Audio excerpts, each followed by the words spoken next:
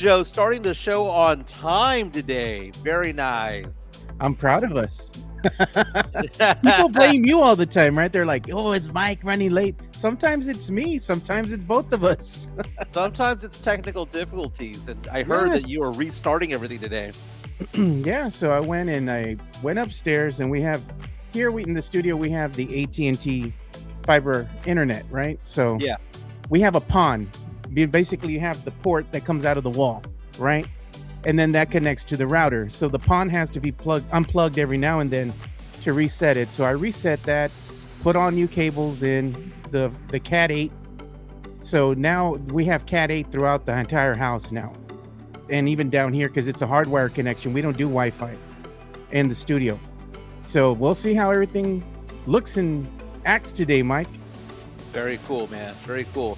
I'm tweeting out there right now that the show is starting. On time, people are being like, what? I'm excited about today's show, man. The Spurs looked great last night. Nah, they did look great last night. Bit of drama happened last night too. We're gonna touch on and that was a incident that occurred in Lot 7. I think it was 20 minutes prior to the game ending or something like that. Yeah, you can go to ksat12.com and watch the video of it, the story about it, written by my daughter, Gabby Jimenez. Yeah, Gabby girl.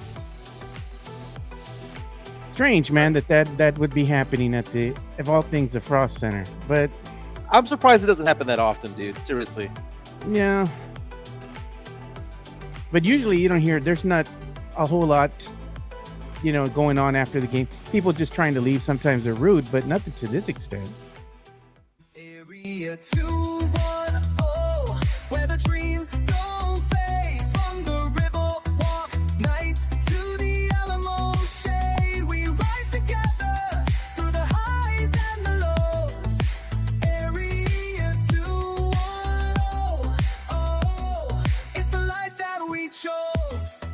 We're rising together on a Victory Friday. It's also a game day Friday for the San Antonio Spurs. This is the Area 210 podcast powered by P.F. Chang's La Cantera and Hard Rock Cafe San Antonio. My name is Mike Jimenez. Joe Garcia is back in the 210, co-hosting today from the studio in San Antonio. What's going on, Joe?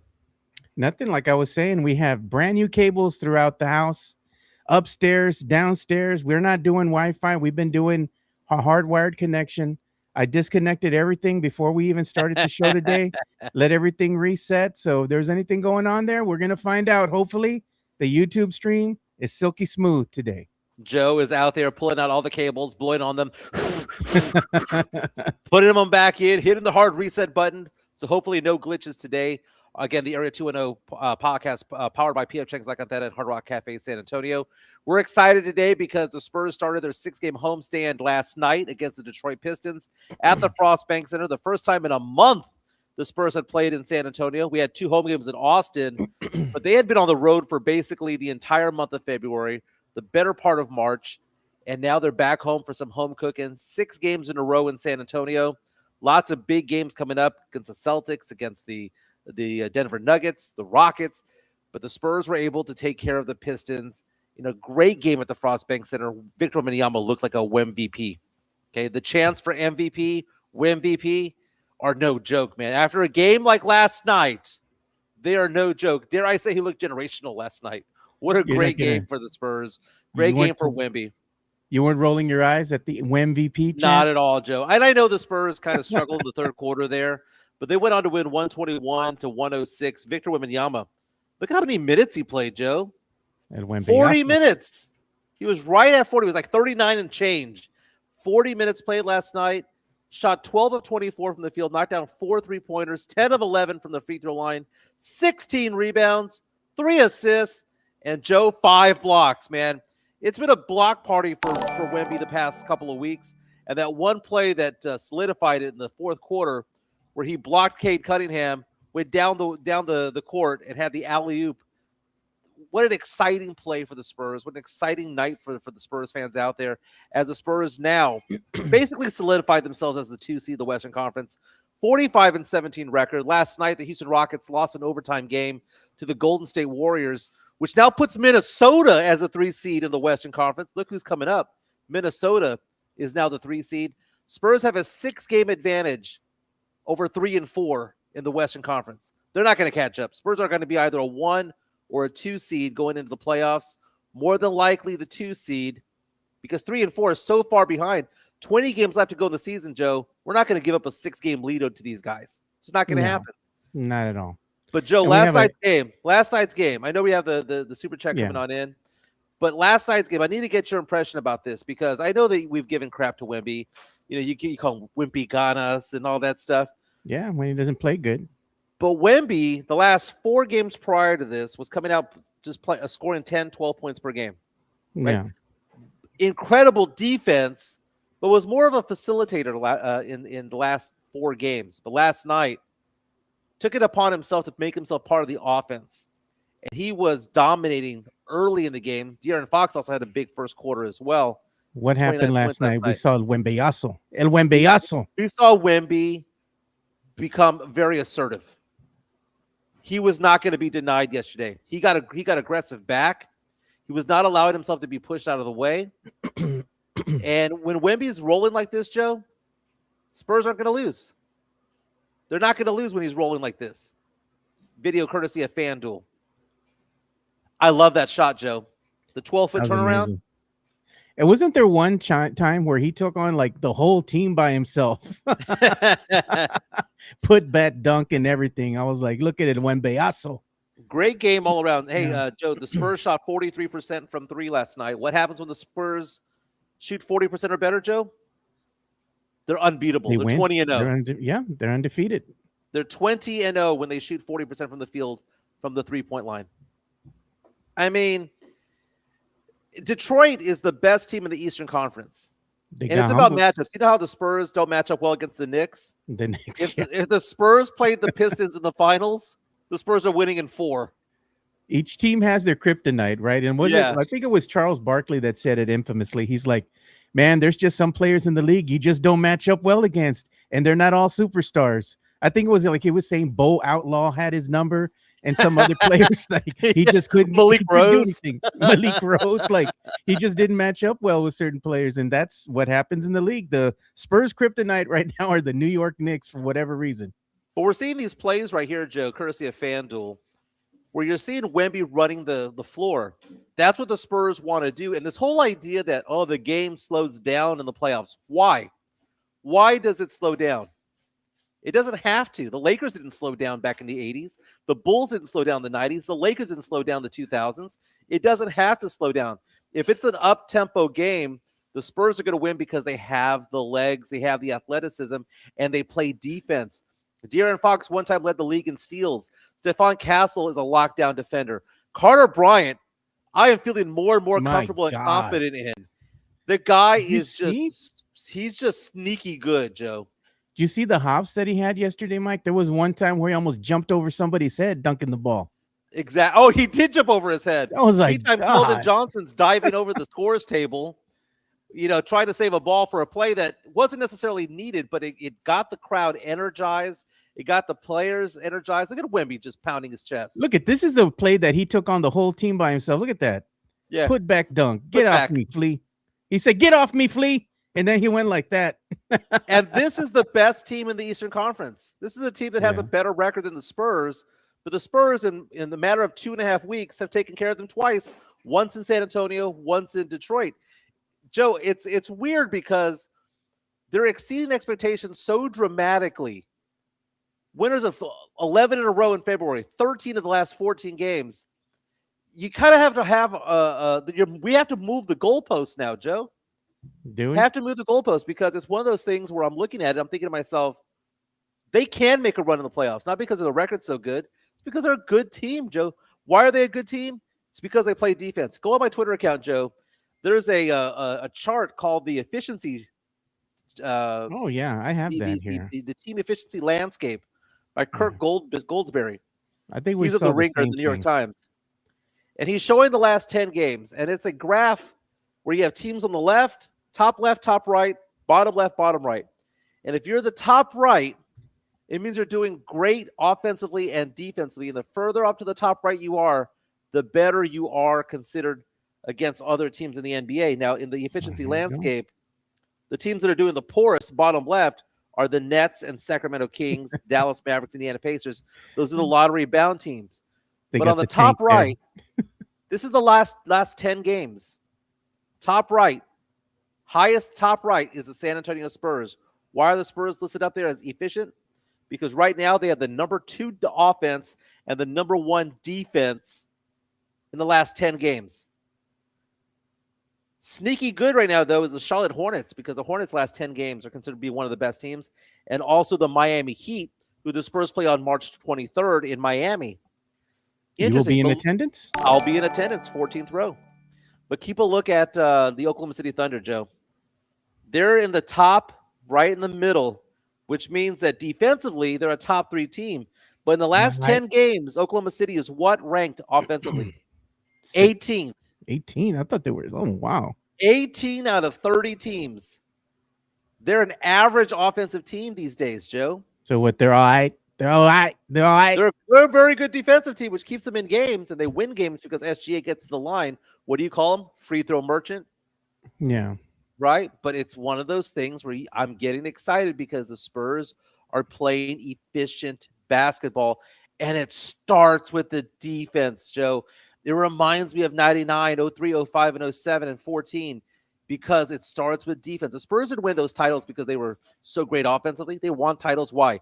Because they locked people down defensively. Yeah. And now they've got the legs. This is the first time we've ever had a team that has legs like this. Let's go ahead and address the super chats coming on in.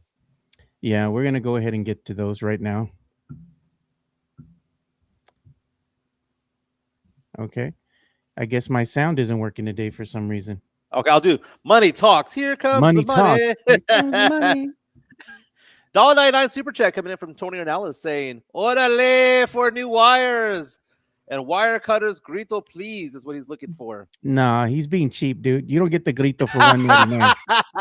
You gotta pay 3 more bucks if you want the grito. You know what you get for $1.99? You get the pinche chunk. That's what he gets for $1.99. Don't be cheap, Tony. And look at we got the other incoming super chat. $4.99 coming in there from Mario go. Cavazos. Super chat. Old man grito for El Wembeyazo, saying that they're the best team in the planet. Did I stutter? Ole, ole, ole. Stupid, stupid. Not the violence. Not the violence, yeah. All right. So we get the $4.99 super chat from Mario. He wants the old man grito. So we're going to give him the old man grito. He covered Tony.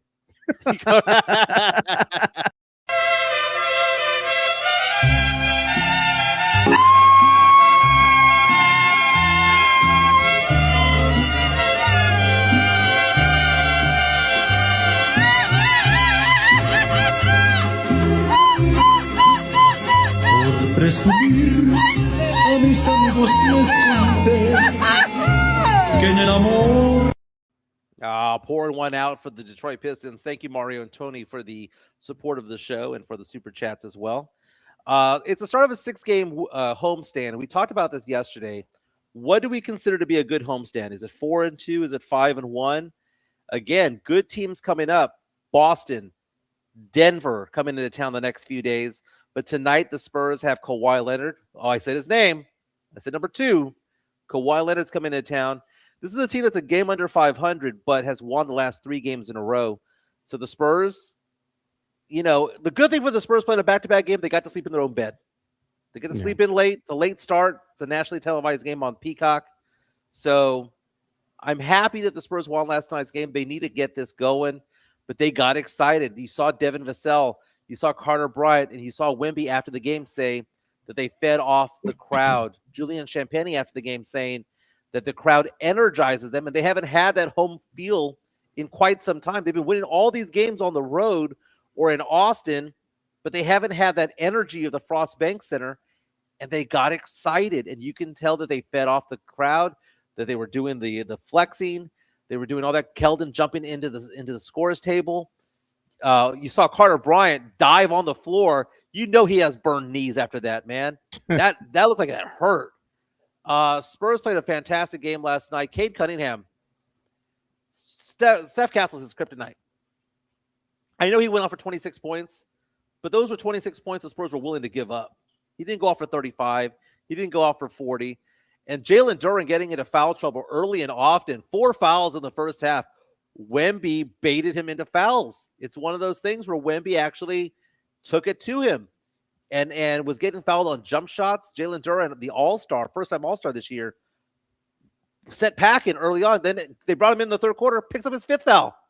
The guy couldn't get anything going defensively against Wemby. And Wemby realized that from 12 feet out, 14 feet out, no one's going to block his shot. No different than Kareem Abdul-Jabbar,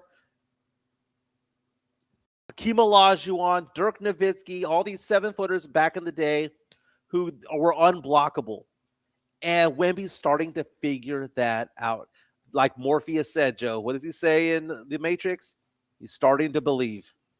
When you realize that you can't get blocked, just go up with the shot, man. Just go up. He's the tallest guy on the court. Alex Oriega reaches out to us and says, Wemby, 38 minutes last night. Mira, Wemby. Mira. Yeah. Dark Aeon's talking about Kate Cunningham, 26 points last night on 26 shots. That's not even including the free throws. Fake Killer reaches out to us on our chat, powered by P.F. Cheng's La Cantera, and says, thank God I took the Wemby MVP, Defensive Player of the Year. Hopefully put some money down on that because Defensive Player of the Year is in the bag. He gets the 64 games played, plus the one that he played in the Emirates Cup final. He will become Defensive Player of the Year, no doubt. Yeah. What are you showing me, John? Oh, this is going to be the efficiency best net ratings that you have in the league right now. And look who's at the top of the list. You have the Spurs at plus 15. Yeah, that's when you combine offense and defense. The Spurs right now, last 10 games, the second best offensive rating, the first best, the number 1 defense out there. And you see some teams that are also in there, both offensive and defense. We see the Clippers out there. We see who the Spurs play tonight. You see the Rockets. You see the Celtics. You see the Heat. So those are the teams right now that are playing the best going into the playoff stretch because there's 20 games to go in the season. Playoffs begin, Joe, in about a month and a half. We're a month and a half from having playoff basketball in San Antonio for the first time in, 2019? 6-7 years? I'm hyperventilating a little bit, Joe, because I'm excited as a Spurs fan. Chica and I were watching the game last night, and Chica saw that alley-oop to Wemby. She saw Keldon Johnson throwing himself into the stands, and she's going, what the hell's going on? I said, well, that's a team that's good. That's a team that's hustling, that's going for every offensive and defensive possession. The 50-50 balls are going the Spurs' way because they're out trying everybody, and they're also more athletic than everybody else. Yeah, we had some breaking news that's been coming up. I've been seeing this on social media for quite some time. Yeah. I'm going to kind of touch on it real quick, and then we'll move on. I just want to let everybody know because everybody's always interested in what's going to happen with the streaming and whatnot. Mm-hmm. So basically what's going on is that the NBA has been in talks with YouTube TV, DAZN, Amazon, and ESPN about streaming the local games in the local market, like FanDuel does for the Spurs, and there's 13 other teams that participate, and there's other teams that don't, right? So what the league is trying to do is they're trying to go ahead and ink some type of a deal with one of these players here. Maybe there might be several, but definitely YouTube TV, DAZN, Amazon, and ESPN. One of these is going to be your new destination to watch Spurs games next year, as FanDuel, more than likely after this season, that's it for them. They ain't got no more money. They're done. So after this season, you can go ahead and just cancel your FanDuel subscriptions because they are not to be no more. Next season, we're going to see where you're going to be able to see your Spurs games and how much is it going to cost you next season. I hope it's Amazon. Amazon I hope so, man. It's on a really good product. ESPN, not a big fan of when it comes to it all. Not at all. The Zone sucks. I can't stand watching them when it comes to boxing. I'd hate to watch Spurs games on DAZN next year. That's a trash site. Look at this one. This is funny, Mike. I don't know if you've seen it, but Jordan Snyder, he brings up a good point because I did see this and I did retweet that. Did you see the mugshot, man? Not only did they get Brittany, bro, they got Dillon Brooks. Dilly. Arrested in Scottsdale, Arizona. Dillon Brooks. The eyes don't lie, bro. The eyes don't lie. Look at him. How many drinks you think he had that night? Now, according to TMZ, he was arrested around 2 a.m. In Scottsdale, Arizona. How do you know he's a celebrity and a professional athlete? He got released an hour and 20 minutes later. Who gets picked up and released in an hour and 20 minutes? Of course, a multimillionaire does. But apparently, they say the police say that he was very respectful and cooperative before being released. The mugshot's there. You can tell he's drunk off his ass. Oh yeah. Um, he didn't play last night, but the Suns still beat the Bulls 105-103 without him. So it's one of those things where he got busted. And I'm sure they'll release a statement. I don't know. I say allegedly that he was drunk off his ass, but you look at that mugshot. They don't lie, bro. Look like me at the Hard Rock the other day. Look, I did run a poll right now for everybody here in the chat, and I asked the question: is Wemby the MVP of the league? And so far, we have 31 votes in here, and 61% of the people say, "Sí, he is the league's MVP," and 39% say no. Wemby ganas. It's interesting because it depends on how you quantify what he brings to the table, because the offensive and the MVP award is usually who scores the most points, right? And it's also like who's also on the best team. So Shai Gilgeous-Alexander right now would be in the driver's seat for it. But why not Wemby? What does Shai Gilgeous-Alexander do defensively? Nothing. Nothing. Nothing. Does he affect things? Because no, the defensive stopper for that team is Chet Holmgren. Yeah. He's their And they have one other guy. player on Oklahoma City who's gets quite physical, but he's not very let's say doesn't get a lot of playing time. He's more of a role player, right? And those are their two enforcers, right? Chet is more of the defensive presence. Yeah. And that's about it. That's all you got.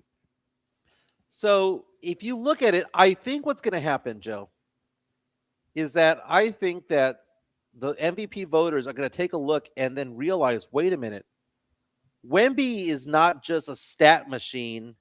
He's a disruptor. And I think that there's going to be a big push among voters towards Wemby, because right now Vegas odds have him as the fourth best odds to win the MVP.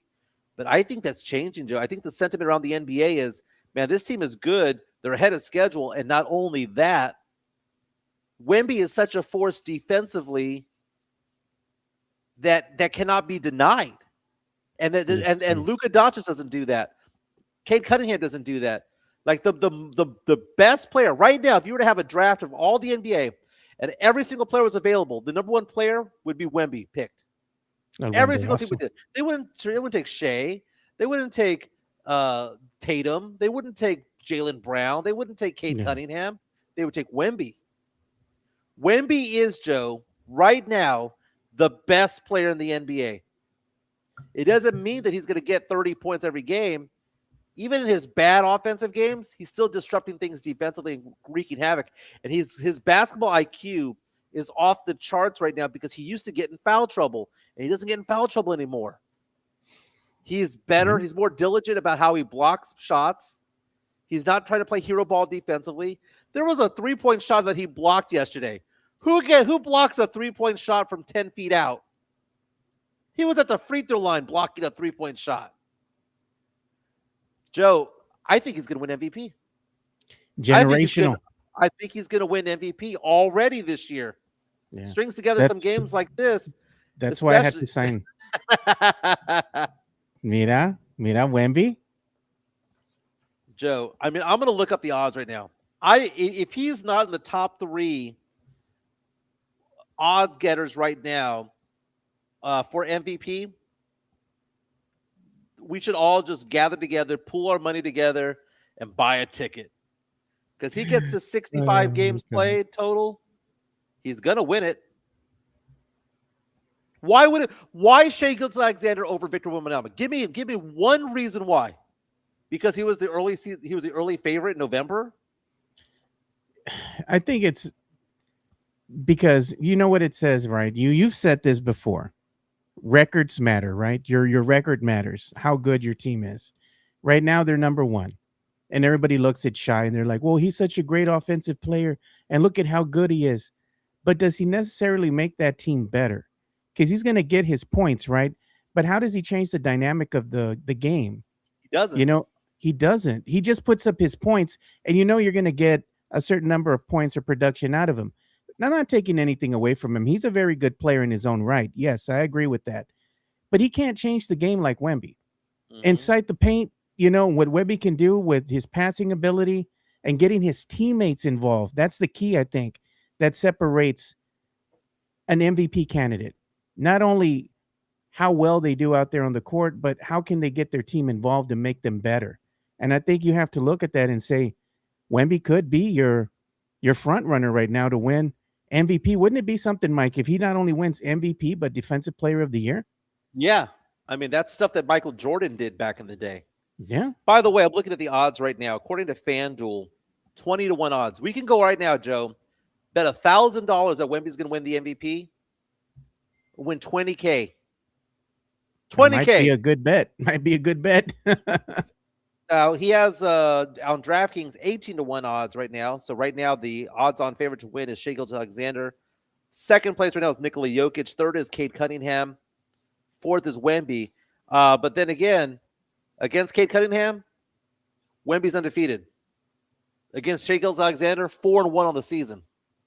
And right now the Spurs have the best record in the league against the top 5 teams. If you look at the top 5 teams, when they all play each other, the Spurs have the best record amongst the top 5 teams.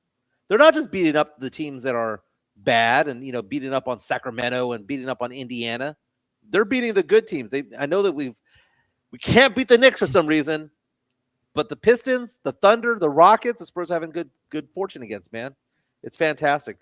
But Joe, last night, we need to get into what happened after the game. If you go to ksat12.com, there's an article right now about what happened after the game. There was a shooting at the I Frost have Bank Center. some video, and this is courtesy of Raul Dominguez Jr. on the X. He's one of the guys that got media credentials over there at the Frost Center, and he was talking with Bexar County Sheriff Salazar. That he, after the fiasco, as he gave an update on the shooting at the Frost Bank Center. So I'll play the audio for you in regards to that. So here we go. At Frost Bank Center parking lot in the aftermath of the Spurs game. So what we're able to tell you at this point is that it appears there was a minor crash in the parking lot. The person that we believe hit the unrelated vehicle was eventually the shooter. Several bystanders attempted to stop him. They were videotaping his license plate to keep him from fleeing the scene of the crash. It appears that then the victim, also in a vehicle leaving the Spurs game, attempted to approach the shooter's vehicle on foot, and an argument ensued, and the shooter fired two shots from inside his vehicle, and the victim was hit at least twice in the upper body. Thankfully, we've got a full crew here tonight of deputies, and so one of our deputies, being a tactical medic, actually had his medical kit with him and was able to administer life-saving measures almost immediately, along with a nurse that was here, off-duty nurse that was here. So they were able to get chest seals and quick clot and most likely saved his life, I believe. Yeah, so what he was saying is basically the same thing that we're getting reports of regarding this fiasco, right? So it was lot 7, about 20 minutes, I guess, before or after the game, something like that. There was a car crash, and like they said, the victim came out of his car to confront the other guy that hit him, and they got an argument. That's when they shot. Is that the way you read it? Because I had heard it as though there was a third vehicle that got involved, and that they were the ones that got shot. No, it was the guy. I guess what he was saying, there was a guy the one that got hit, got down to confront, and that's when they had some type of argument. But he was confronted by a third party, is what I'm saying. Yeah, so the guy that got hit was the one who got. But I guess the moral of the story to me is don't get involved. Don't get involved. Take a photo, send it to the cops, all that stuff. But what are you doing trying to track down vehicles that are hitting that hit another vehicle? Why are you tracking them down? I understand that, but getting out of your car makes absolutely no sense. Because what happened to the guy who got out of the car? He got shot. Got shot, yeah. He got shot. For what? Unfortunate incident. For what? Because he wasn't even the one who got hit. Why are you getting out of your car? Well, thank goodness that they had like first responders there that are trained, right? And right. And they had I guess these deputies that were trained in this type of, let's say, like EMS, right? They can go ahead and render aid if somebody gets suffer some type of gunshot trauma on scene, because what they were able to do for this guy that got shot is save his life, because the Right. dude was bleeding out, man. So they went ahead and clotted the wound, and they were He's able in to go critical ahead and condition. keep him alive until EMS got there, and then he was rushed to the hospital to go and undergo emergency surgery. KSAT's reporting, and that person reporting is Gabby Jimenez, my daughter, that the guy was getting worse off on the way to the hospital. That they managed to save him, but he was getting Yeah. worse to the hospital in critical condition.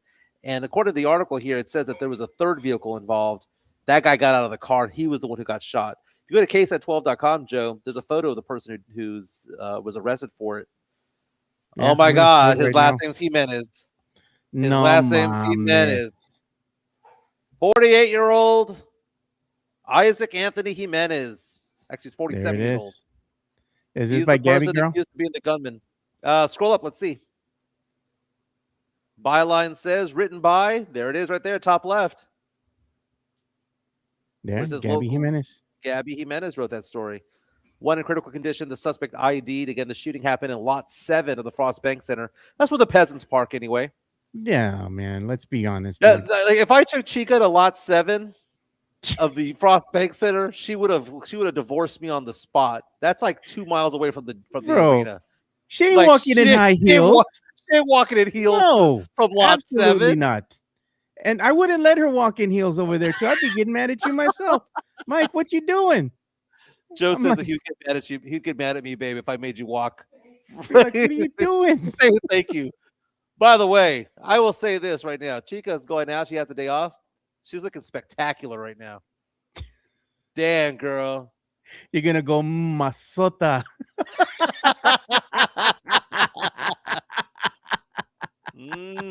Girl. Is that a tennis skirt? Because I'm Mike, so 30 I'm gonna have to love. cut this show early. I'm gonna have to cut this show early. Tony Ronaldo reaches out to us on our chat, powered by PHX Lacatera, says, Michael's distracted by Chica. Show's going to end in 5 minutes. Yay. Well, she says she likes distracting you when she's there. She does. She's out here cleaning the kitchen. So doing a fantastic, looking like a nugget. MVP worthy outfit right there. Oh my god. Cleaning the kitchen in heels. She says, shut up. Talk sports. Yeah. She's No, like, but again, "Quiet." shooting in Lot 7, don't go to Lot 7, okay? You know why Lot 7's bad? Because you know that Lot 1, 2, and 3 are closer, and Lot 4 and 5 is even closer than that, right? So 7 means you're basically on I-35 Dude, walking. you're by to the Prospect Center. stables. If you're parked by the You're freaking by the stables, stables. no. You're by the horse No. stables. Smells like horse crap over there from the rodeo. Yes, dude. No. You got to get on the shuttle to get. I mean, it takes you so long to walk there. They have this shuttle that goes all the way back there to go and pick your ass up, to go and take. Come on, man. Like if you're gonna go to a game, here's the thing. Here's a hack. When you're gonna go to the game, buy a parking pass. Don't get lot 1. Lot 1 is ass too, man. It is. Get at least 2, 3, or 4, and you'll thank me. You'll thank me. You're not gonna walk that far. You park in the front and then you go. When I went with Alex and Jen, right, and we all went together to go and support Greg that one time when he was being recognized for being a season ticket member for so long, I got lot 4, and we're like, boom, we park right there. We walk straight in. You know, Sam Salinas calls it ethnic 7, not lot yeah, 7. ethnic 7, dude. Okay, so it's funny because like, what a great topic on ESPN's First Take. So I looked up right now. The topic that they're debating right now is, who would you rather pay to see Shohei Ohtani play baseball or Victor Wembanyama play basketball? That is a great topic. That just shows you that he's the MVP. They're not saying who would you rather see play, Ohtani or SGA. Joe, 20-1 odds, Joe. Let's jump on that, man. Let's jump on that. 20-1 odds. Chica will peel off $100 for me on that one. She will. She'll jump in on the action. 20-1 odds. That's a great topic. Yeah. I've seen both play. Both are amazing. Wow, that's a great topic. That just shows you how the national media has fallen in love with Wemby. If you want to know how much they're in love with Wemby, the next few games are nationally televised. Who would have thought? Yeah, You know they have a how whole in bunch. the NBA you flex the schedule? Yeah, Well, guess what they're flexing towards? Towards the Spurs. yeah. Tonight's game against the Clippers. Then we've got games against Boston and Denver coming up. All nationally televised. Very, very, very nice. Yeah. You know what I heard? I heard the shooting, right? And when I heard that shooting, this is what I think about, dude. When I hear about that shooting and we have this going on, it reminds me of this gem. I got 99 problems, go ahead. Not this one, but the other one. What are you This- playing? San Antonio, where we roll, yeah. Yeah, when you hear stupid stuff going on, like a shooting at the Frost Center or something dumb happening here in town, this is the song that comes to mind.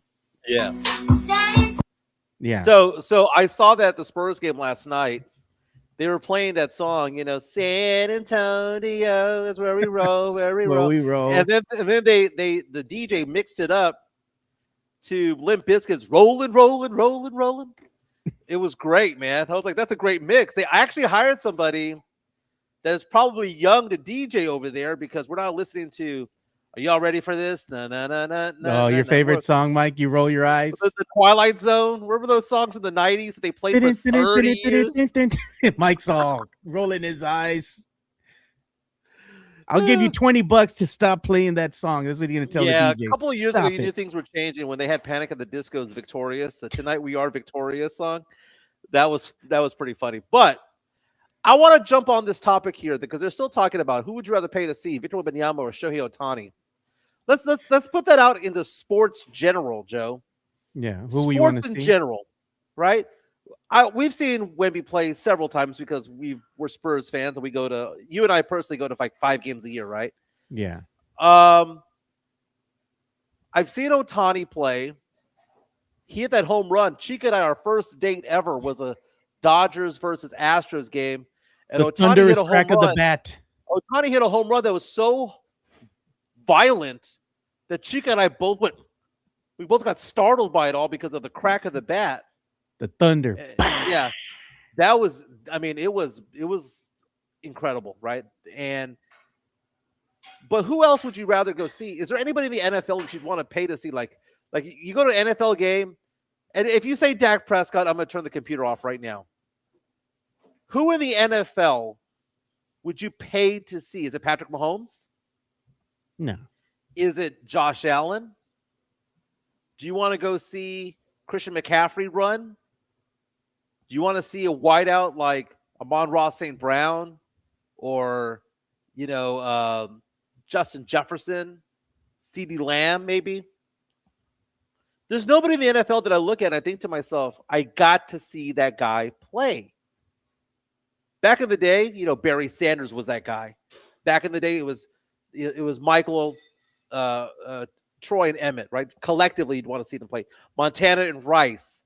You could even say Peyton Manning and Marvin Harrison. To some extent, it could have been Mahomes back in the day, but Mahomes isn't the same that he used to be. Chris Gonzalez saying, Brandon Aubrey, come on, why? Why you want to see the third best kicker in the NFL? Yeah. Real Bobby February says, back in the day it was Randy Moss. That's true.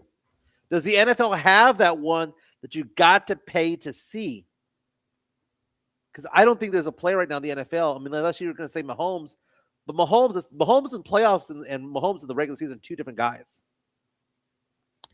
I would pay to see Dak Prescott. I don't know why you wouldn't say you wouldn't want to see Dak Prescott. Why not? Hey, man, if you want to see the 8th best quarterback in the NFL, go have at it, dude. But that's not a, oh my God, I'm going to tell my kids and my because when I have grandkids and great grandkids one day, I'm going to go back and say, I saw Shohei Ohtani play.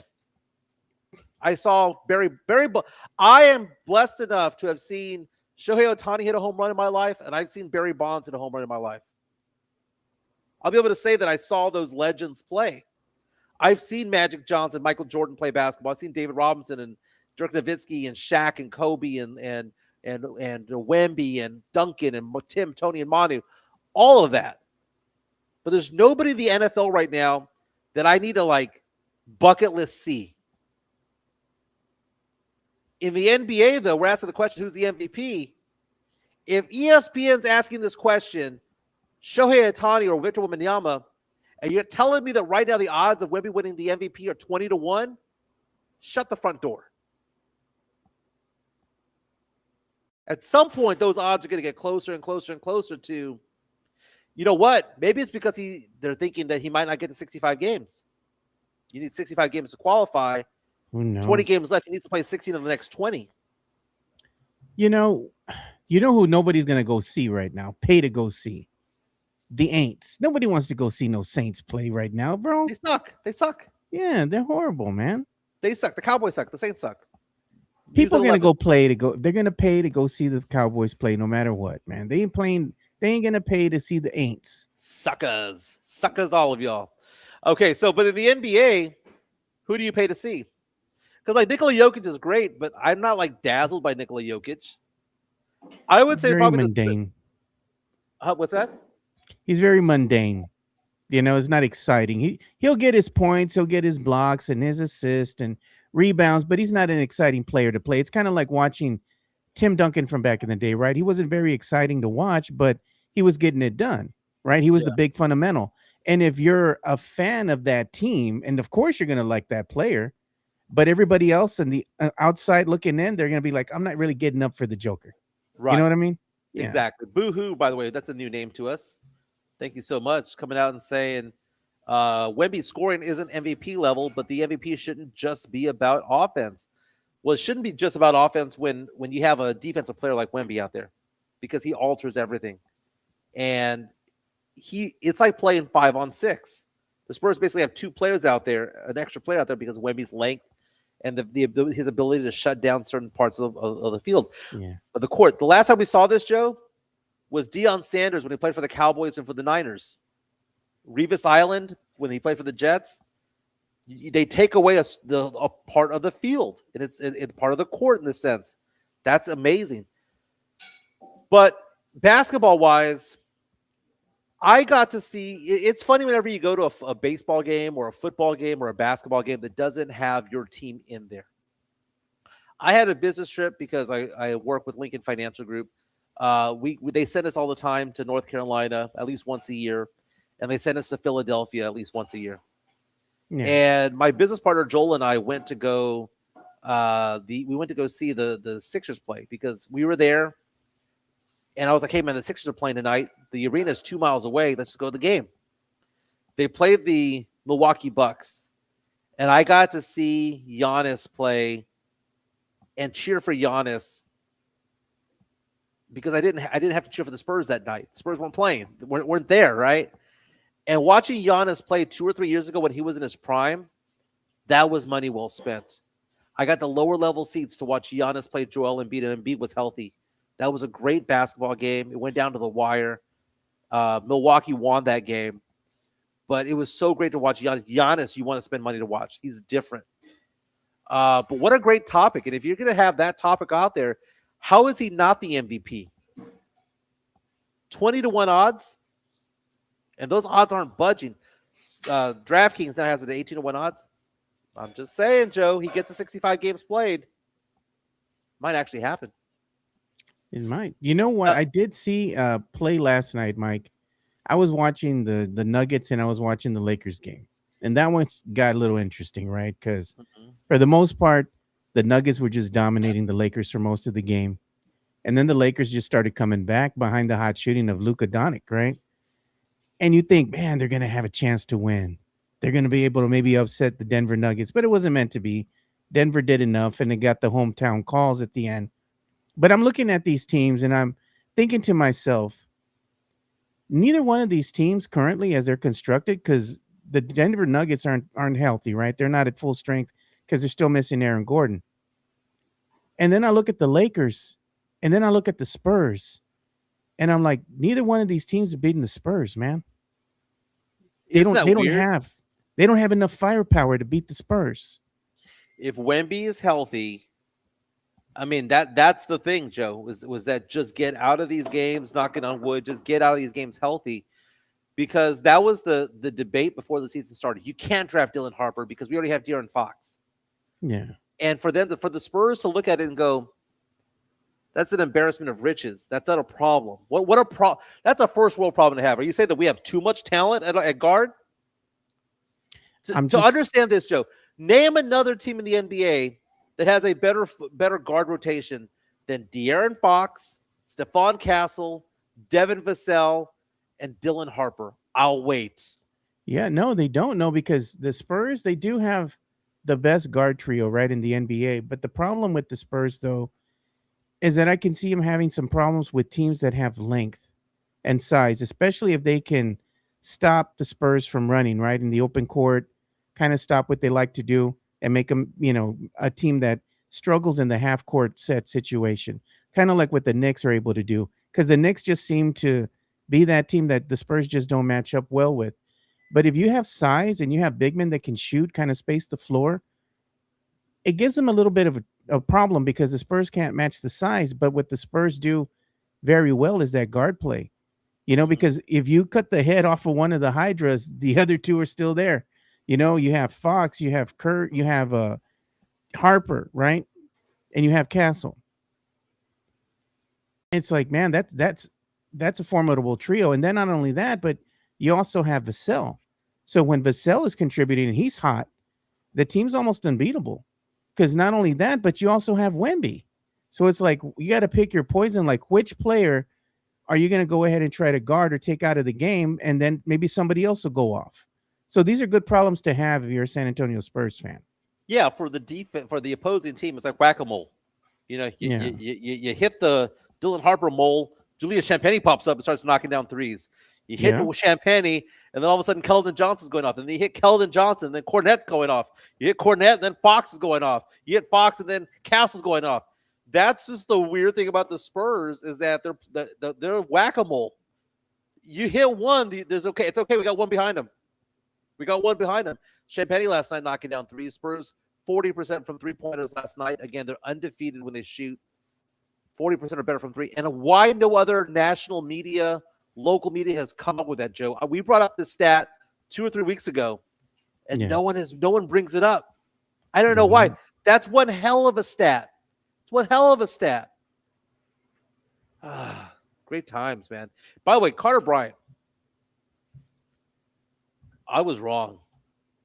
I'm not saying that guy's going to be a stud. I'm not saying that the guy's going to go off and be an all-star. Don't you dare bring up he who shall not be named, Mike.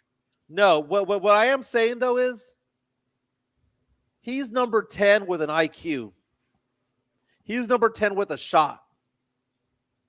He's not the greatest shooter in the world, but he's number 10 with basketball IQ. And his defense isn't too bad, Mike. Oh, it's suffocating. Look at what the kid can do, man. Look at that. Boom. Toma. Look at how fast that kid is, man. He went all the way up the court. Oh, get that out of here. Yeah, there was also a block that he had at the rim on a dunk attempt on a 3-on-2 fast break. And it was funny because Fox pointed at the guy going, get that guy. He turned around in mid form, in mid running speed, turned around and met the guy at the rim and blocked it. It was amazing. Yeah. Carter Bryant is getting more and more comfortable out there, and he's becoming more and more reliable. And now, I don't know what he's going to do in the playoffs, but that's fun to watch. Rockets lost last night in overtime. That's a flawed team. They have no point guard. How they expect to go into the playoffs with as good of a roster as they have, with Kevin Garnett, Amen Thompson, Alperen Şengün, and you have Jabari Smith Jr., all those guys locking it down low. They're going to be a problem for some teams, but they have no guard play. It's insane. No guard play whatsoever to speak of, man. And that's something that you're going to need. You're going to need some shooting. You're going to need somebody who can facilitate the ball and create their own shot. That's what the Spurs have a luxury with right now. And they're young, they're fast, they're exciting to watch. They're catching fire at the right moment. I dare say if any other team has to go ahead and get the Spurs as a first round playoff team, right? You don't want to see them. No. They're going to be a hard out. I get that. I was saying, no, they're not going to make it out of the first round, but I don't know, Mike. They got me believing now a little bit because I'm seeing what they're doing, and they're playing really good defense. They're playing well as a team. They're Everyone, sharing the ball well. everyone, sing to Joe, man. The Journey song, "Don't Stop Believing," Don't baby. stop believing. Joe, hold Mason on to that Plumlee. feeling. Yeah. Mason Plumlee was brought in for a reason to be determined. Is what Mario Cavazos is saying. He's probably not going to sniff the court, man. He's just there as insurance. You're right. They paid him already for the rest of the season. He'll probably just be riding the bench, just there in case something happens. But don't expect him to play. I don't expect to see him. Late tip off for the Spurs tonight. I got that wrong. They're not on the Peacock. They're on the ESPN network. So they're on ESPN tonight, taking on the LA Clippers. The LA Clippers, a game and a half behind Golden State, currently at the 9th spot. They want to get up to the 8th spot so they can at least host one of the play-in games. Right now, the Clippers coming in at 30-31. They've won 3 in a row. Let's talk about the game on the other side. But before we do that, let's give some love to one of our sponsors, P.F. Chang's La Cantera, who does a fantastic job with their Asian cuisine, does a fantastic job with their alcohol, their drinks. Let's give some love to P.F. Chang's La Cantera. P.F. Chang's La Cantera, San Antonio's premier destination for dinner, date night, or happy hour. Enjoy one of their signature dishes, such as the Singapore street noodles, sesame chicken, or Chang's spicy chicken, or their infamous Chang's chicken lettuce wraps, which are delicious, by the way. You can enjoy all this while you're dining in an Asian-inspired atmosphere. And make sure to enjoy the new outdoor patio and try some of P.F. Chang's signature cocktails and drinks during happy hour, Monday through Friday from 3 to 6 p.m. P.F. Chang's La Cantera is a proud sponsor of the Area 210 podcast.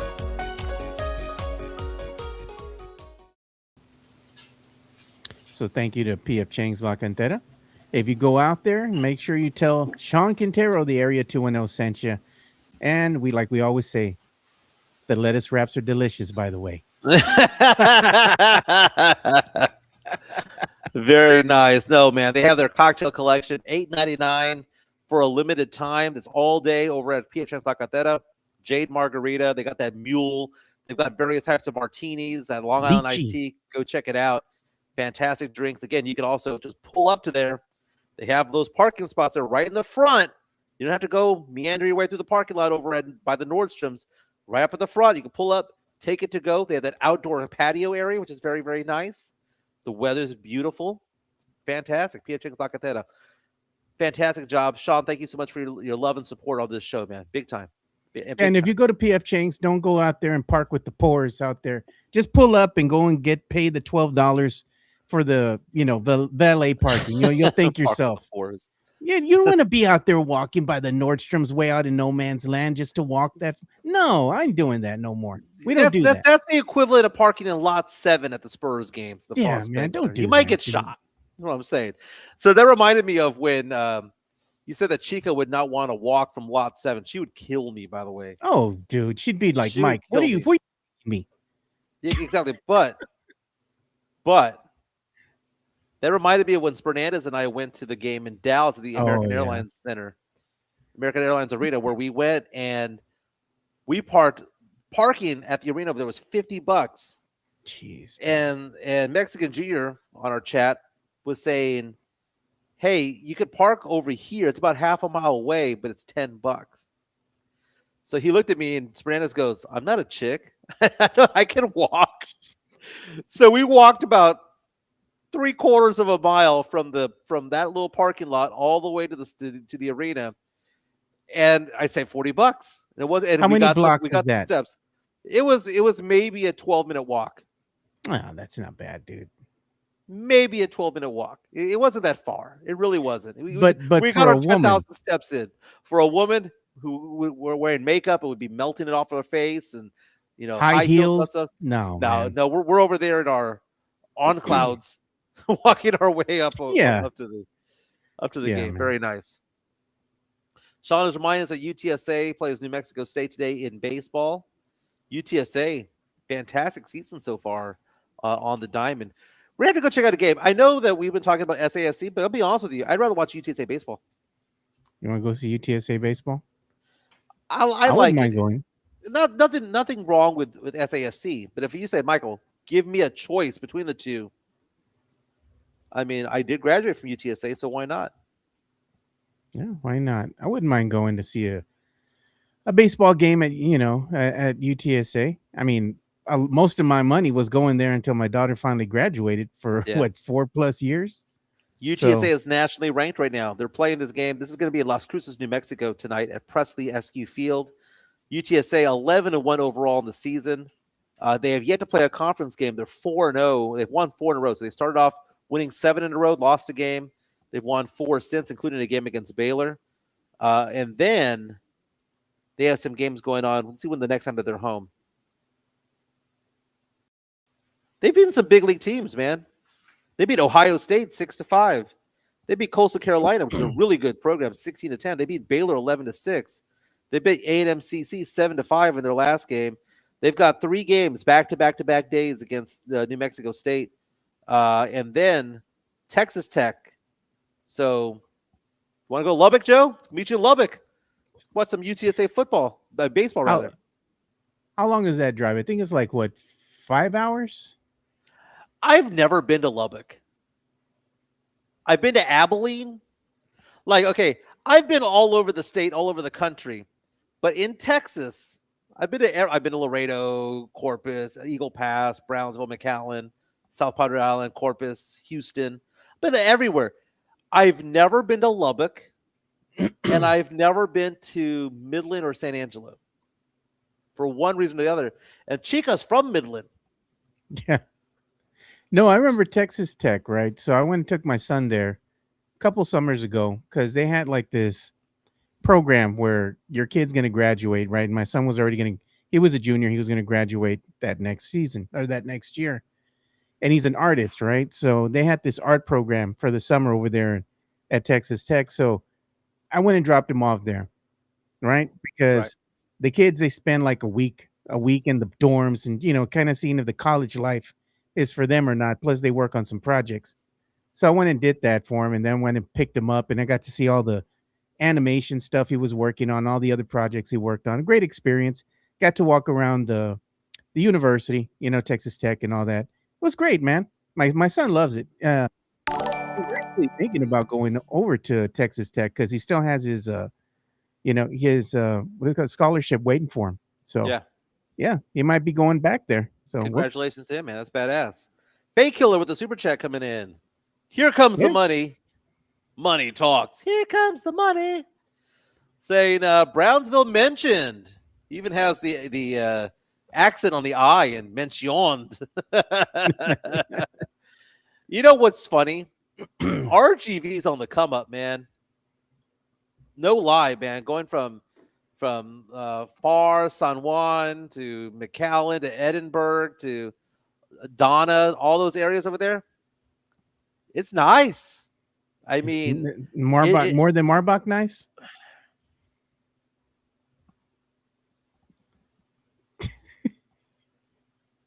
Nicer than San Antonio nice. Oh my, come on.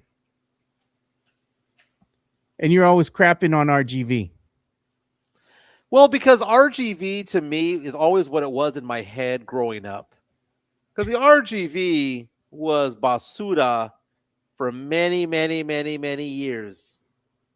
It was poor. There was no jobs there. There was no business, no industry there. But they've been on the come up, dude. They really have been on the come up. San Antonio is always going to be home for me, right? And I give San Antonio crap because I'm from there. And it's just, I just say it in jest half the time.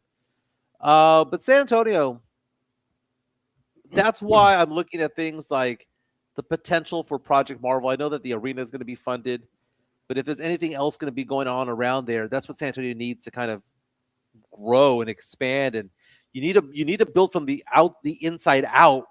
That starts at downtown. That starts at the Riverwalk, the Alamo, the touristy areas, and you expand from that outward.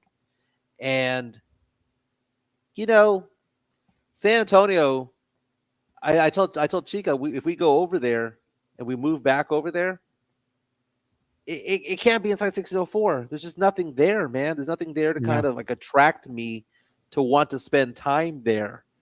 Other than the Spurs, right?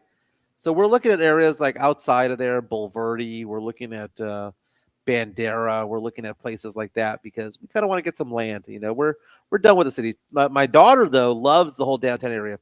I will give her that much. So when the Pearl was established there, off of 35 and 37, that whole area for young people is really cool. I know there was gentrified and all that stuff, but who cares? That's very, very, very cool. That Pearl area into all of those condos and apartment complexes all along Broadway going towards downtown, that is growing very, very nicely. And if you can marry that with the new arena a couple miles away and then fill in the gap, get rid of Travis Park, get rid of all that stuff. But, you see those hotels coming up on downtown. You marry all that together and make it so that young people want to be downtown more and more often and stay downtown. I think San Antonio is going in the right direction for the first time in a long, long time. For the first time in a long time, I think the city is attracting young people downtown for the first time. I think the city is doing I think the developments are there are correct. I think the properties are, because I've gone to my daughter's apartment complex, and I've toured the others that are in the area. It's nice, Joe. If Jimenez was 25 years old, I'd want to live there too. Yeah, The amenities are nice. The little pop-ups even the taco trucks are really nice. It's safe. Little bars are popping up in that area. Little lounges. The Pearl is the start of it all. And the spreading of the wildfire is not very fast, but it's going closer and closer to downtown. Once it hits Houston Street, and then you have the development of the new arena, maybe it all comes together, and it'll be an area that'll be attractive for the young people, young professionals, and young business, and that attracts business over there. I'm optimistic about San Antonio. Is what I'm saying. It's just San Antonio for about 2 decades after Kelly left struggled, and but props to the RGV, by the way. Props to the RGV. Better than San Antonio, according to Mike Jimenez. No, I'm just saying that right now, it's pretty hip, dude. Still a lot of poor areas over there. No different than San Antonio. A lot of poor areas, but it's like that in Houston too. A lot of poor areas too. Okay, it's Conroe messed up Mike's head. It's beautiful out here, man. You know what? Conroe is a nice city. I'll give you that because I've been there before. Conroe, Willis, they're nice. They're really nice. I've been to Conroe before, and I like being in there. It's a small city. As Chica says, it's technically a Houston suburb, but it's not really. I mean, there's nothing on the outskirts. There's nothing Houston about it. This is like saying Blanco's a suburb of San Antonio. I mean, it's a small city, man. It's a small, real tiny city. That you blink and you go through it real quick. But we have one of everything over here. We have 2 HEBs. Yeah. We have 2 HEBs. We have 2 Waffle Houses, and that's basically about it. Conroe main restaurant is not Applebee's, right? Man, there's a place called Mackenzie's over here. It's a barbecue place. Amazing. The Mexican food over here is hit and miss, man. There's like 3 restaurants that I like over here that do Mexican food, but I've been to like 5 of them that suck. Sam Salinas with a super chat coming in. Money talks. Here comes the money. Cha-ching. Says, shout out to my son. Norwich University, oldest military college in the U.S. Hefty scholarship, military commission. Way the hell in Vermont. Old man Grito. The old man makes appearance for the 2nd time. Congratulations to your son, Sam. Yeah, congratulations, Sam. We'll go ahead and play the old man Grito just for you.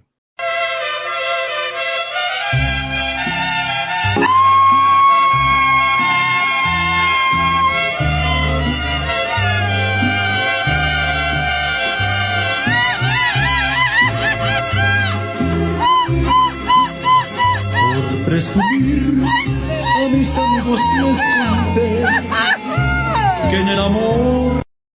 I remember when James Pledger first saw that Grito, he goes, how long is that? We timed it out. It's 28 seconds.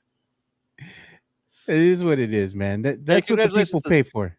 Congratulations to Sam and his family. That's amazing. Whenever you see your kid succeed and get scholarships and things like that, and if you go into the military, thank you for his future service. But that's a very fun thing to see your kids prosper and leave the nest, because That's what you want, right? You want them to leave the nest and be successful on their own. Yeah, I was And gonna say, can you hear the sound bites when I'm playing them? like which one? Like the one that you had from what's his face? Like I could hear the grito, and I heard Javier Salazar earlier. So no, Yeah. everything seems to be okay. I don't think y'all can hear the bites. Like, here comes the money, you know? Yeah, those have not been coming out. Yeah, and I'm pushing the buttons, but something's going on. You gotta pull the cord, blow off. Stick it I back. think it is. I unplugged this USB cable and I had to plug it back into something else.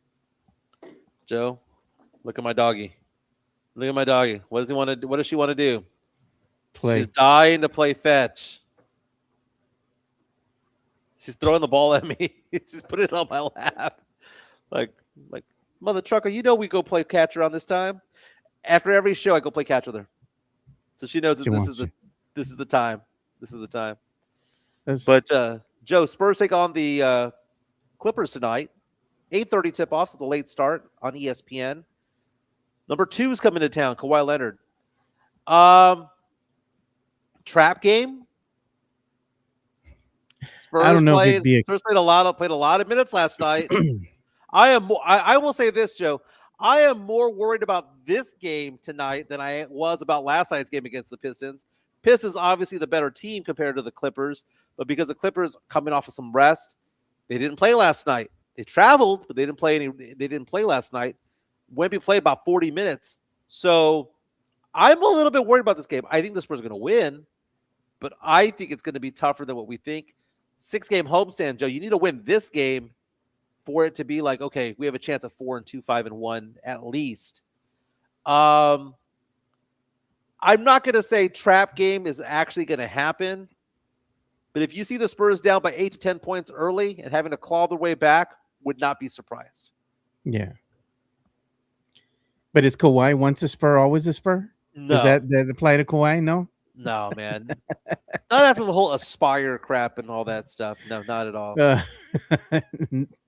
Hannah Fist asking the question, how loud is Kawhi going to get booed tonight? Probably a Does lot. he get booed anymore? I think he still does. And what's Mitch going to do? Take away the microphone? Y'all leave him alone. Be classy. That's Shut when you knew up. that Pop. That's when you knew Pop was done.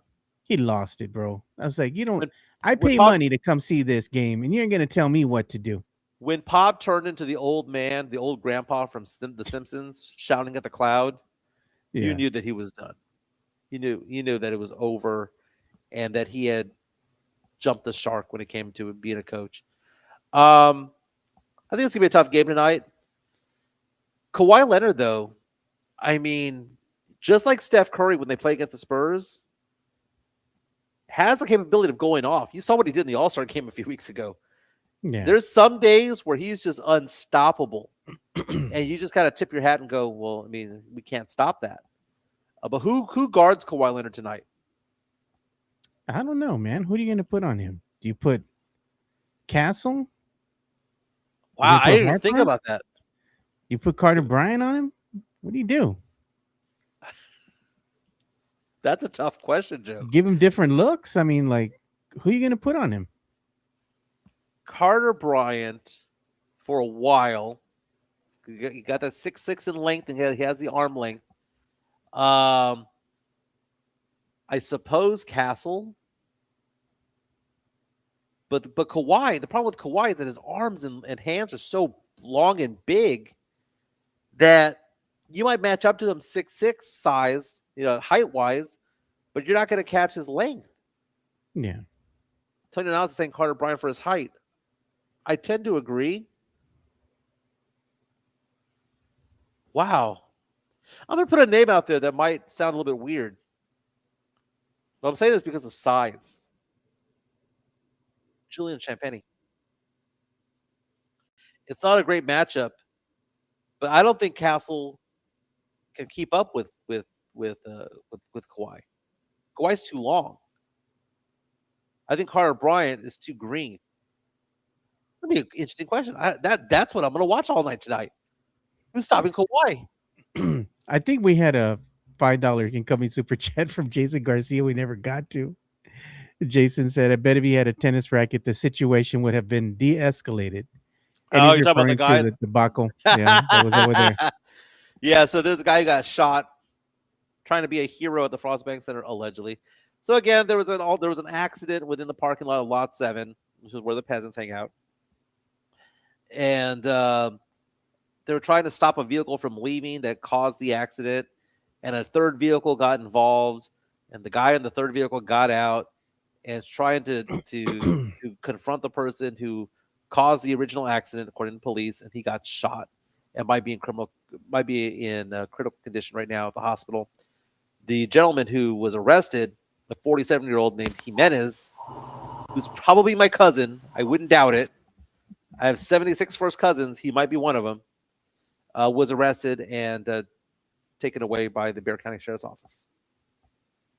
Joe, Spurs are going to win tonight, but I think it's going to be tougher than what most people think. But I'm so proud of their performance against the Pistons last night, because it's not the Clippers that are going to be down the stretch in the finals or in the semifinals. It's going to be a team like the Pistons. And the Spurs dominate the Pistons, have their number. The Spurs have the number of them, have the number of the Thunder, have the number.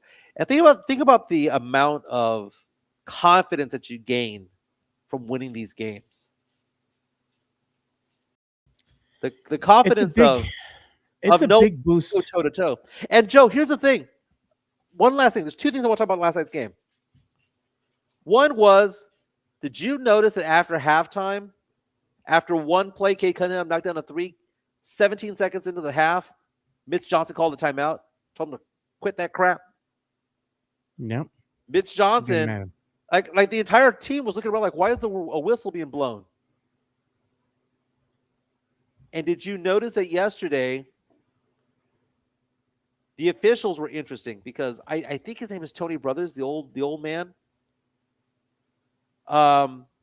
That's the guy that's going to be officiating the playoff games. And Tony Brothers did an amazing job yesterday. I know he gets criticized all the officials get criticized, but he did a fantastic job of keeping the tone of the game. And when I say that I'm more hopeful of the Spurs getting more calls, less hacking on Victor Wembanyama down the stretch, it's because all the bad officials don't make it to the playoffs. Because, again, in the NBA, half the teams make it into the playoffs, right? Or just over half the teams make it to the playoffs. And then as time goes on, you go from 16 playoff teams down to 8, down to 4, down to 2. It's like that with the officials. You have all these officials, right? And then half of them get lopped off. First round of the playoffs. Second round of the playoffs. Conference finals, the best play. No different than high school basketball, Joe. I officiate high school basketball, right? Guess what happened? Yeah.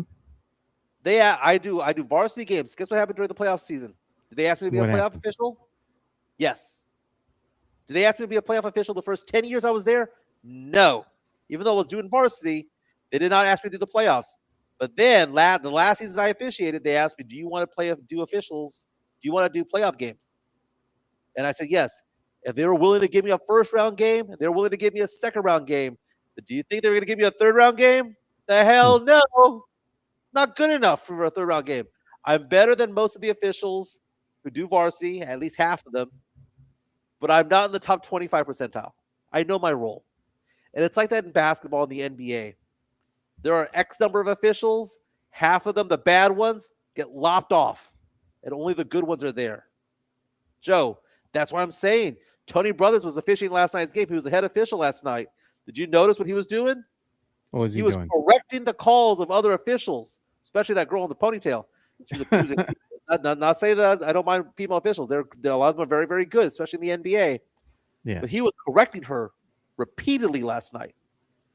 And that just shows that there are some officials that are good out there, and there's some officials that need help.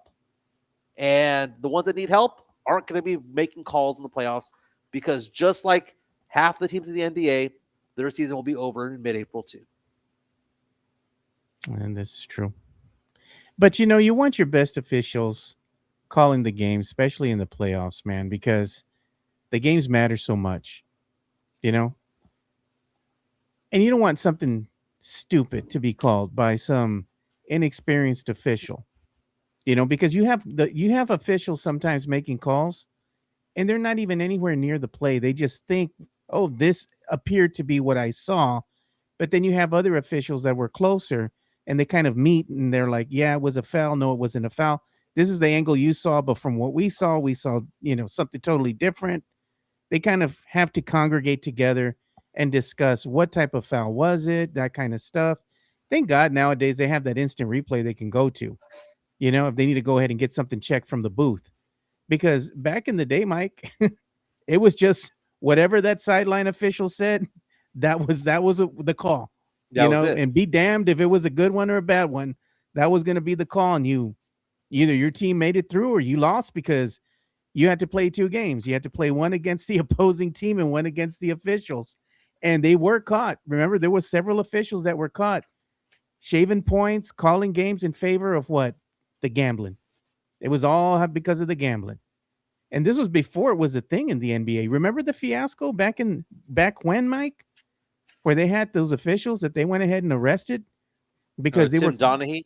yeah, man, they got in trouble, dude, because they were calling games in favor of what? Getting the over, the under, the points, and all that for their, for whoever it was that they had to go ahead and appease. Because some of these officials were, when they did the investigation, what did they find out?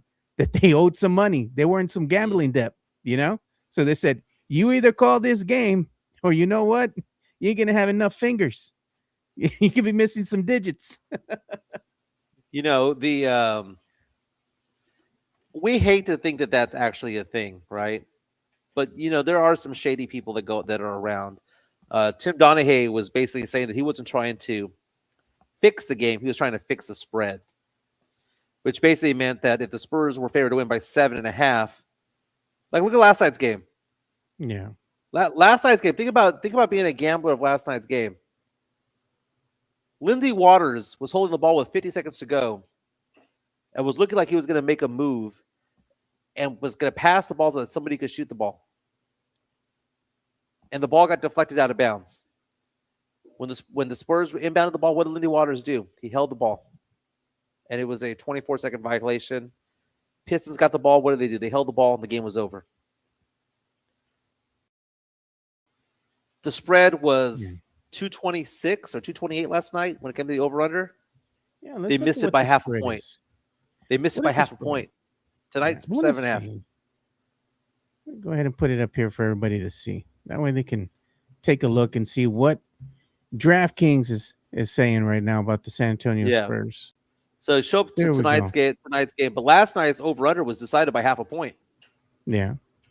And that is what Donaghy was doing. He was trying to shave the point up and down 1 or 2 points by giving an extra couple of free throws, by swallowing his whistle, not to affect who's going to win, but to affect the spread. That's what he claims anyway. He went to federal prison for it. But tonight, Clippers playing the Spurs. Clippers, the spread's going down. It was 7.5 earlier today. It's now down to 6.5. Over-under is 222. The way the Spurs have been playing, Joe, they've been scoring 110 points repeatedly on over and over and over again. I think it's gonna be higher than that, man. Yeah, I think so it'll be a bit higher, especially against a team like the Clippers. The Clippers aren't known for their defense, right? They're just Kawhi is. That's about it. Yeah, but the players, they're just known for putting points up, But if the Spurs can go ahead and play a really good defensive game against the Clippers, and if Kawhi goes off, he goes off. Cool, but you have to hold the rest of the team to not really contributing. The Spurs are going to run away with it again, So last night, when the Spurs won, the drum came out for the first time in a month at the Frost Bank Center. And what did Chica say? And everyone's in the crowd like this. Boom. You going to do it, Mike? Boom. And then it goes boom, boom, boom. Chico was like, what kind of cult is this? What did Chica say? Chica called it a cult. She called it cultish. I'm gonna have to play it, Mike. I'm gonna have to play it. You know what Chica said? Exciting. Chica said this. Ole, ole, ole, ole. You're stupid. Stupid. That's what you said. I mean, It's one of those things. It's kind of like the Aggies, right? The Aggies have their Yeah. chants and things like that. Where if you're an Aggie fan, it's like your thing. But to the outside world, Aggies look like they're in a cult. And I have my friend Mike, who's like, "Oh, I went to A&M, and you just don't understand, man. You know, it's us against the world. You just don't understand." That's what we're doing as Spurs fans with that drum. To us, it's cool. To the outside world, it looks stupid, stupid. I get it. They said get Edgar Mike to clap in the animation. I got to make another one. Tony now says it's tribal for Chica. She should like it. Oh my God, dude. Man. Oh, look at Myra joined us in the chat. What's up, Myra? Myra, good morning. What's going on, girl? Tex Mex Frank says, rumor has it San Antonio high school basketball ref was approached by the mafia to swallow his whistle. He chased them away with his tennis racket. No, Mike. You know what? Let me go ahead and give the results for a poll that we placed here in the chat for everybody. Yeah. So we asked the question, is Wemby the MVP of the league? And 61 votes in so far. And 70% say yes. And 30% say no. So overwhelmingly, everybody's saying that he is the MVP. So I had a poll yesterday asking who was the most exciting player in Spurs history. And I asked a question between Gervin, Robinson, Duncan, and Ginobili. People got all offended because I said, they're like, well, where's Wemby in there? There's a method to the madness, Joe. Yeah. Now that we know that Manu, who, by the way, 206 votes yesterday, got 80% of them. Jeez. 12% was Duncan, 6% was Robinson, 2% George Gervin. I will ask a poll today between Wemby and Ginobili, who was most exciting. That one's a tough one. Oh God. Because we saw that block that Wemby did yesterday, then run the floor and get the alley-oop. I mean, Manu was exciting, but he never did that. I mean, is Wemby really the most exciting Spur player of all time? Are we prisoner of the moment when it comes to it all? Wemby's exciting to watch, don't get me wrong, but so is Manu, bro. Manu was doing some things out there that were crazy, dude. And so is Wemby. So I think right now, if you're of a certain age, your heart's gonna be like, well, Manu is the best Spur, or the most exciting Spur to watch. But then you look at Wemby too, and Wemby hasn't played enough games yet, but you look at him and you're like, man, Wemby's really exciting to watch too. I think when it's all is said and done, maybe Wemby will trump Manu and be like, you know what? Wemby was the most exciting Spur to watch. But you know what's exciting to watch, man? The Fiesta medals that came out, namely Shuggies. Do you want that Sugars Fiesta medal, Mike? Come on, the shark. You gonna wear that on your sash? It has a shark on it too. You know, because it used to be a nightclub called God, Sharky's back in the day. It's so freaking heavy that they just they bothered not to move it. Oh, bro, this is killing me, man. It's $20 for the medal, dude. You want one, Mike? You want me to go to Sugars and get you one? Can you imagine saying, "Baby, what were you doing at Sugars?" You know what I was thinking about that, by the way, Joe, is that like Chica and I talk about this all the time about how, you know, she and I would skip from school. They're not together, but you know, she would skip school and I would skip school. And I go hang out with my friends, or I'd go out with people, go to the pool hall, or I'd go to Rocky J's back in the day to go play pool, or Fast Eddie's, go hang out with girls, go do all this different stuff during class, right? Now you can't do that, right? Because you have like people have Ring cameras at their houses, or they have surveillance videos and cameras and all that stuff. You can't sneak out anymore. Like I used to sneak out. You can't sneak back in. You can't skip school, because now if you miss school, your parents get a phone call saying your student was missing from the following classes: 3rd period, 4th period, 5th period. You can't do that anymore. Yeah. And when it comes to like places like Sugars and stuff like that, Shuggies. if you have a spouse that has you on 360, who could just look up where you are, because I could look up right now. I could look up Chica. Where's Chica at right now? Chica looking fine today, by the way. Her brother came over, so she's with her brother right now. They're going to go buy furniture, right? Yeah. You know what's funny, Mike? Somebody sent something just for you, Tony Yeah. Ornelas. That's good. I like it. But right now, Chica is at the Valero. She's in Cleveland, Texas, buying the furniture like she said she was going to be. See, so I could look it up, and there she is, driving There down the you go. road. Down the road. I know where she's at all times. See, so if I was to go buy a medal, you can't do that anymore because they'll know where you're at. That's what I'm saying. Myra's I'll say asking you you can't, what you what can't year. knock on people's front doors and run away. Myra says, "What year did you graduate high school?" 95. Hey, we got a new listener here, Salve 4476. He says, "Cali Spurs fan since the Admiral got drafted. Well, welcome. Go Spurs, go." Salute. Very nice, man. Hey, I wanted to It's show nice. this real It's quick. nice getting the new listeners to the show because the Spurs Yeah. are doing so well. I wanna We'll be on a Spurs show because we do the NFL during the fall. We'll do all various sports and we just do all sorts of things. But the Nessios are getting together for SAFC. Yeah, I wanted to show this real quick. So the Nessios are going to get together tomorrow. It's a home opener. Hopefully the USL doesn't go on strike and the game can continue. I think it's still scheduled to go on, slated as normal. But if you want to go in and hang out with the supporters group, the real supporters group over here at SAFC, the originals, the OGs, come out and hang out under the bridge right across from Toyota Field for the home opener on March the 7th from 4 to 7. Oh, 4 to it 7:30. really is a good time. It really is a good time. I've gone out there 2 or 3 times to do. Actually, I've done the tailgate twice, but I've been to 3 SAFC matches because one of the matches I went with my kids. So, and then twice I went with friends and we did the tailgate over there back when the Crocketeers were doing their thing. It's a fun time. It's a great time. It's a great environment. I remember Mayor Ron was leading the group into the stadium. That was pretty fun. Mayor Ron, by the way, beat Peter Sakai for county judge as the Democratic nominee.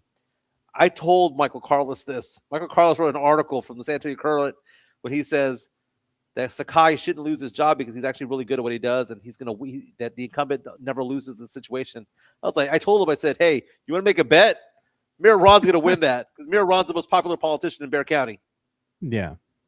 So now he gets to be a thorn in the side of who? Gina. And what shirt did I wear last night to bed? Shut up, Gina. Shut up, Gina. Shut up. Shut up, Gina. I wonder if Taylor's still on the Gina. I'm gonna stand on that hill, you know? I don't know why. I don't know why anybody would support. Dude, everybody that I know that voted for her, there's a lot of people that I know that voted for her, Yeah. are all disappointed. But the thing Yeah, is, she's going to man. win re-election. I don't think so, dude. I don't think they're gonna reelect her. Nobody likes her, man. She has no experience. She's already gotten censored or whatever by the council. By council. I'm like, she's going for leadership classes and she doesn't know what she's doing, dude. Come on, man. She's embarrassing, dude. Get her out of there. Get somebody more qualified. I mean, when Mayor Ron was there, he didn't have any problems. He knew how to run the city just fine. He wasn't cursing people out and doing all that nonsense. She needs to get out of there, dude. Hey, but look at this, Mike. Yeah. MVP odds, courtesy of Yahoo Sports right now. And they still got your boy up there at the top, man. Shy. Well, look at Wemby at 17-1. Okay, so FanDuel's 20-1, DraftKings is 18-1, BetMGM is 17-1. What does that mean? The trend line's going towards getting better for his odds, right? So we got to jump in on the 20-1, Joe.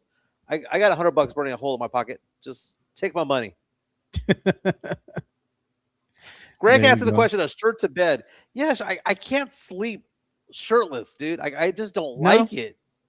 It feels good, Mike. You got to take off the shirt, man. It gets hot, dude. Nah, dude. I like it cold. I like it cold in the room with the fan on, underneath a blankie with a t-shirt on. You wear socks? No, I don't wear socks, dude. Oh, man. You got to take the shirt off, bro. It's hot, dude. You got to turn that fan on full blast, bro. It is the most uncomfortable feeling in the world to be in bed shirtless. Unless we're having romantic times together. Oh my I man. I want the shirt back on. A Not the shirt to plane. bed? I have it. No, I have it all the bro. way up. I have it all the way up. Well, I mean, why No. would I want to have my armpit hair just hanging around all over the place, saying hi to Chica? What's going on over here? Crusty deodorant, the white deodorant all crusted on there, dude. Come on. That's gross, dude. So Chica and I showed her the movie Twins the other day for like the first time ever with Danny DeVito and Arnold Schwarzenegger, and she makes fun of me sometimes because like I took a shower, and sometimes I like to air dry it, man. I sometimes just dry off and whatever, and I just walk around, in my boxers, and I'm air drying right half the time. She goes, wipe down or you'll smell like mildew. So we're watching Twins, and there's a scene in there where Arnold Schwarzenegger gets out of the shower and he puts on his clothes. And he's still wet. So he's gonna smell like mildew. And Chico started Mildew. laughing her ass Dude. off. You're gonna smell like mildew. Or my favorite is, you smell like outside. Oh, that's my sister-in-law's favorite phrase, dude. God. When I go out there and I pick up my niece, if I'm outside with the kids or whatever, and they're all having a good time because I'm the fun uncle, I'll play with them outside. Then I come inside and get some water or something. My sister-in-law's all, you smell like outside. I'm like, what does that even smell like? I didn't even know outside had a smell. You What the smell hell is like that? humidity. Yes. You smell like outside. What does outside smell like, bro? Joe, the evolution also. I don't know if you've done the evolution also of like what you wear at night, like what you put on at night. I'll give you an example.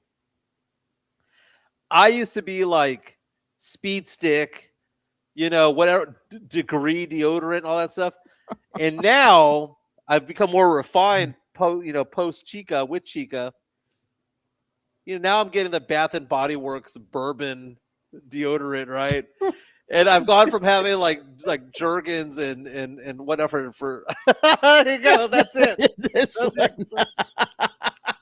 it. Lotion up with the Bath and Body Works bourbon, the bourbon deodorant, the bourbon lotion, right? And then she's got me. Myra might be okay with this. She's got me on a skin regimen, right? So I put on like this exfoliant, like I do this face scrub in the shower when I'm do my shampoo, pits, balls, face, right? Whatever order that is. And then I put on like this cleanser when I get out, and then like Yeah. this enlightener and all this stuff. I have a full on freaking routine, Joe. She's like, I don't want you looking old when you're 50, which is, by the way, in a year and a week. Yeah. My birthday is next Friday, Joe. Yeah, I know, man. We're gonna be partying it up on Saturday. We plan on going to the Spurs game and then going to get dinner with the peeps afterwards, and then going back to Jen and Alex's do some karaoke. But yeah, what Still I've been doing, Still haven't figured out what I'm going to do for my birthday because hang out with we us. we have the Bill Burr show on the 12th, and then we have the she got us a hotel room. We check out on the 13th. So I don't know what she wants to do after that. So let me see here. Now, I think we check out Saturday the 14th, and it's just whether or not we want to Yeah. go to San Antonio from there. Because I'll tell you what, man, after the Lawn and Garden show, after my business trip to Charlotte, after all of that, doing my mother-in-law's yard and all the work I've been doing, I've just been exhausted. And this week, she was like, "What are you going to do this weekend?" I said, "I'll tell you what I'm going to do. I'm going to do a damn thing." We have a birthday party to go to this weekend in Conroe, Yeah. but that's all that we're going to do this week. Go get a pedicure, man. Go get a pedicure. Oh, I'm going to get a haircut today, dude. Go check out my girl, Kobe. Damn. So the girl that does my hair, I have this one program over here where it's $125 a month. Oh, I remember You get that. you get all you can, as many haircuts as you want. So I go once a week. It comes with a facial. It comes with a massage. It comes with all this stuff. That girl Kobe who cuts my hair, her real name, like her government name, is Kobe. Is a huge Kobe Bryant fan, and she draped me with a Kobe Bryant thing the other day, and I was like, "The hell no, man! Get this crap off of me!" So she knows everybody who goes and sees her gets a Kobe. What do they call that? Robe or whatever that is. Yeah, they put on you. For the haircut. Not with me, dude. She just brings out a black one. But I don't do Kobe, dude. Yeah, man. I was gonna say what I do for my skincare routine as of late. Like I have these lotions and stuff that I put on now, right? When I get out of the shower, right? Because you want to keep your skin looking good, dude. You're getting older. You gotta take care of yourself. Mm-hmm. So after I put on all that stuff, then I do the the infamous lotion here, Mike. The one that my little niece chose for me. My nieces are crazy, dude. They always want to go ahead and keep uncle smelling good. You know? Yeah. So they go to the Bath and Body Works and they're like, try this one, uncle, try this. I'm like, oh God. Like Rudy J said to me one time, my lotion game good. Yeah. Spurs Clippers tonight, 8:30 tip off against the on ESPN against the Clippers and Kawhi Leonard. Spurs, Joe, who you got tonight? Got the Spurs, man, taking care of business against the Clippers. I was gonna say, oh, they're only gonna go ahead and win by 3 or whatever, but no, I think they might win by a couple more than just 3 points. Maybe they win by like at least 10 against the Clippers. So in 3 of the last 4 games, the Spurs were wire-to-wire leaders, but they didn't fall behind at any point in the game. Yeah. Tonight's not going to be that case. The Spurs are going to fall behind early on in the game. They're going to fall down by 8, and Spurs will come back and win. Yeah. So Spurs will fall behind by close to double digits, maybe even 10. But we'll bounce back to win. Super chat coming in. We have to go money talks because for whatever reason Here we can't hear comes it. the money. Fakela says, RIP to legend, 24 Mamba. Better thank Mike, to be honest. Here's the thing about Kobe Bryant. He is an all-time great. He's one of the top 15, 20 players of all time. No doubt. No doubt. I just don't believe he's a top 5 player or a top 10 player. No. I think there's other players. But if you were to rank a Mount Rushmore of intensity, a Mount Rushmore of effort, a Mount Rushmore of desire, he's all that list there. Because he had the same mentality that Michael Jordan had. It was a killer mentality. The problem is that Michael Jordan had his entire career and Kobe did not. Kobe had that for like 8 years or so. And people forget the last 6-7 years of Kobe's career sucked. They didn't make the playoffs. His career mirrors Greg Popovich. Popovich with 5 rings, Kobe with 5 rings. What did Pop do the last 6 years of his career? Lost. Yeah. What did Kobe do the last 6 years of his career? Lost. People forget that, dude. They picture Kobe as the guy that was there, 0-1, beating the Sacramento Kings when the Kings should have won that series. And that gets ingrained in their head, but they don't take the full career into focus. And because of that, I don't think Kobe is a top 10 player in the NBA. I think he's a top 15 guy. Tell me if you hear this. No. Still don't hear it? No. Nothing. I thought you were going to say something poetic, but you didn't. No.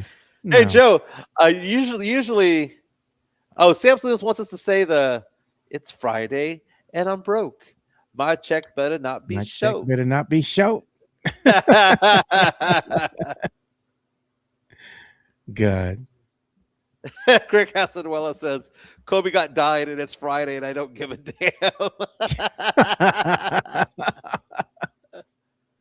Oh, God, man. Oh, people are getting mad at me about Kobe Bryant.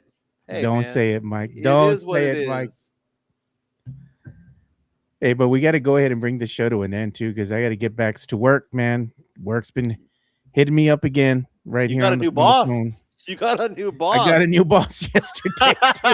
I'm over here watching TV, man. I have the TV going on. I'm watching the news, right?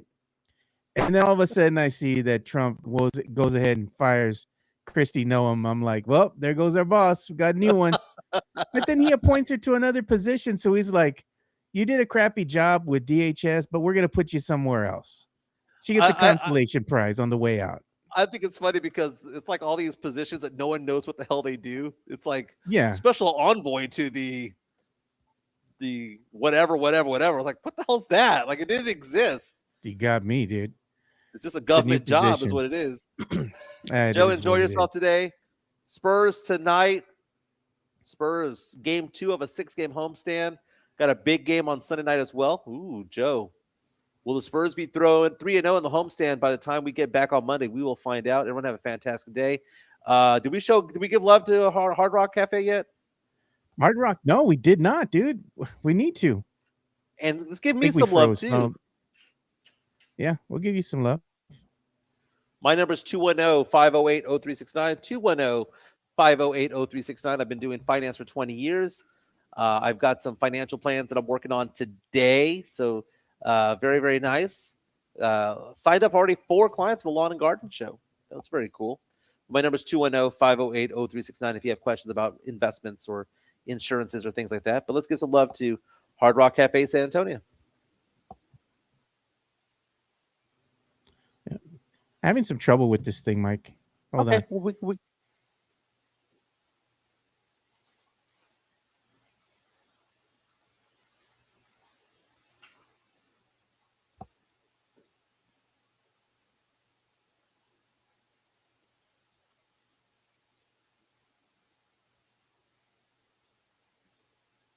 I think we're frozen.